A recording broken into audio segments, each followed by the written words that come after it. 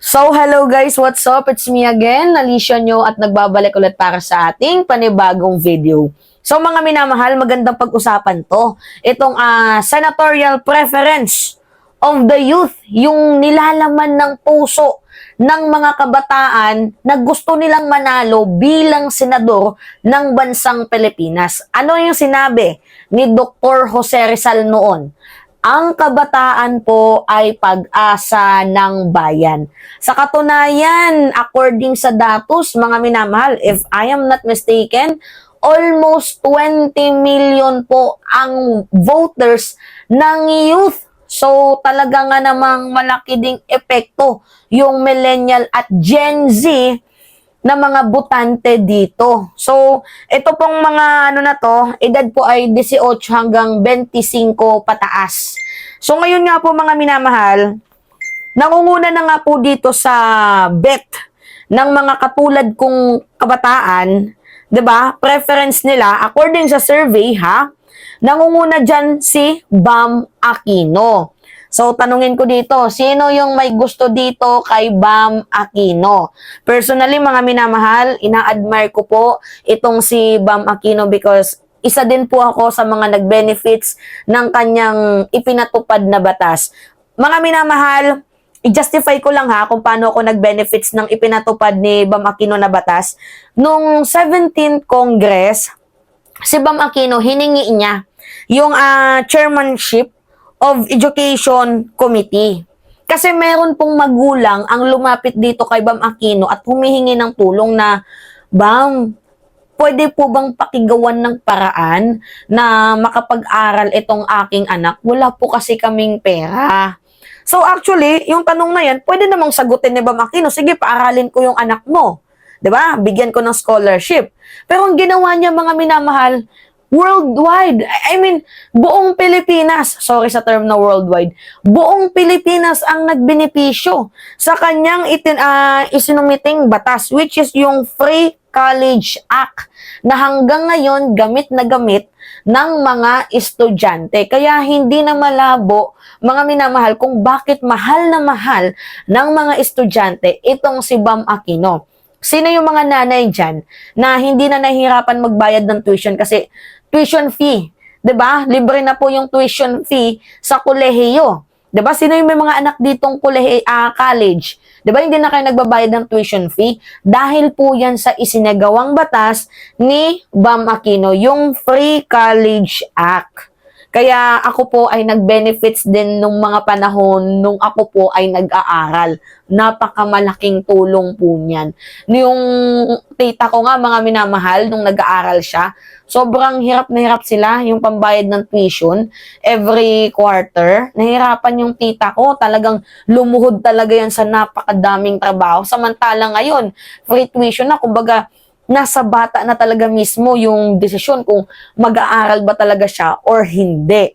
'Di ba? Although madami pa namang barriers kung bakit may mga kabataan na hindi nakakapag-aral. Kagaya dito sa aming komunidad, malayo yung eskwelahan, tinatawid pa siya ng dagat, 'di ba? So, kailangan mag-boarding house sa lungsod na yon 1 week bago makauwi dito sa amin ulit.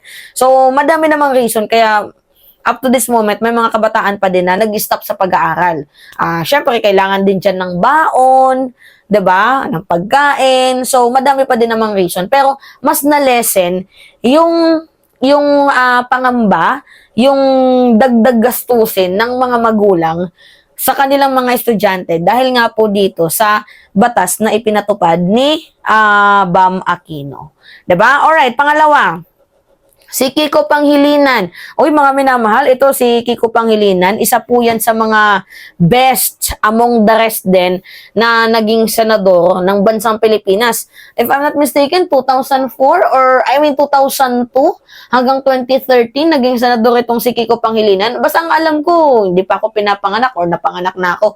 Si Kiko Panghilinan talagang matagal na po yung naglilingkod sa ating bayan. Siya po ay isang abogado. At yung zone niya, mga minamahal, is yung agriculture. To be exact, mga minamahal, nung 2015, naibaba niya po yung presyo ng bigas from 40 pesos kilo naging 37 pesos na lamang po. At hindi lang yan mga minamahal, pati yung inflation dito sa bigas, yung rice inflation, na ibaba niya. Kaya mahigit 7 billion po ang natipid ng bansang Pilipinas nung siya po ay namumuno nung panahon nung 2015 sa ilalim ng administrasyon ni Aquino.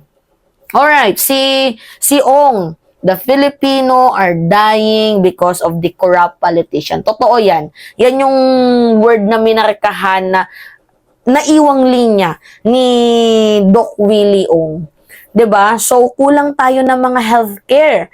So, I think itong si Willie Ong is better than Bato, Bongo, Philip Salvador, much way better itong si Dr. Willie Ong rather than the other candidate, just like, Bato de la Rosa, again, si Bongo or si Philip, kasi itong may political wisdom, may political will to, 'di ba?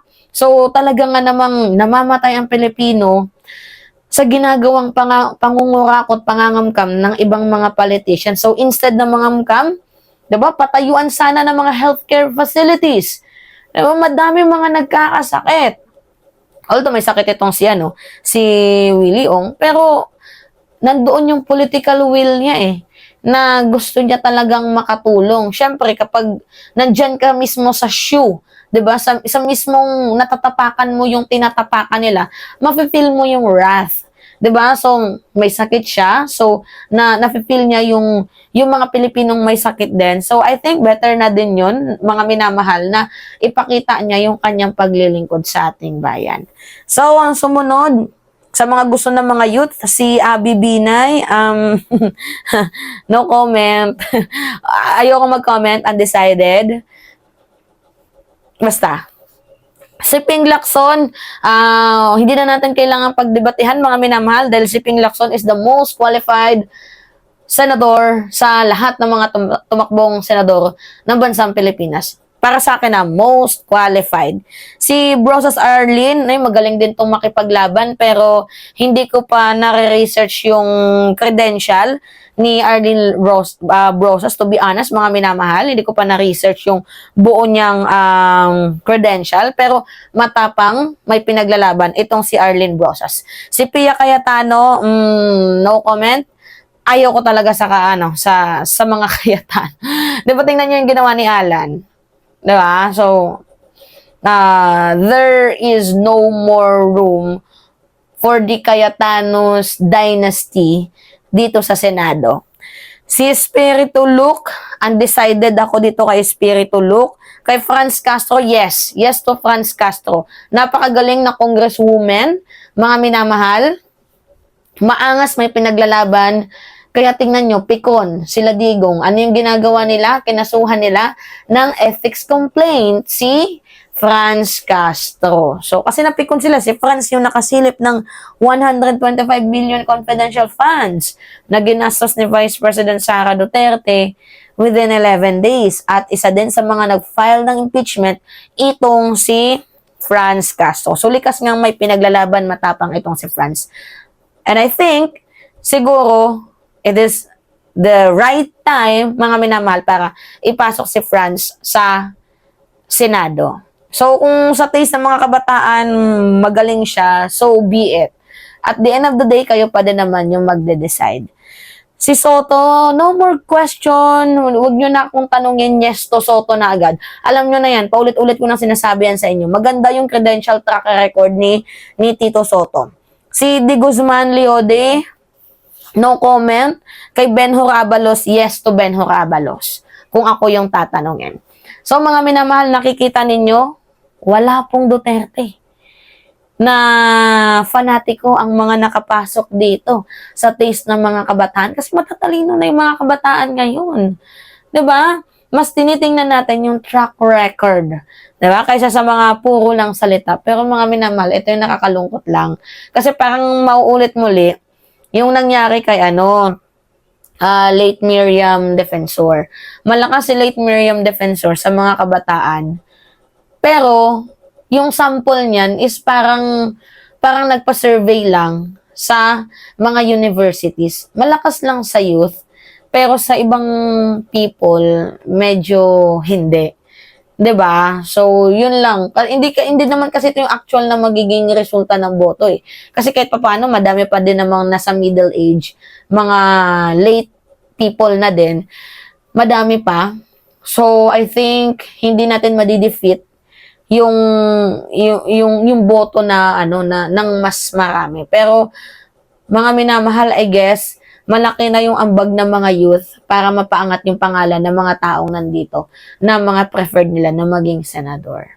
'Di ba? So, matatalino yung ano, yung mga botante natin ngayon, mga minamahal. Sobrang talino na. So, yun po. It's me again, Alicia Nyo, at nagbabalik ulit para sa ating panibagong video. Maraming salamat, mga minamahal.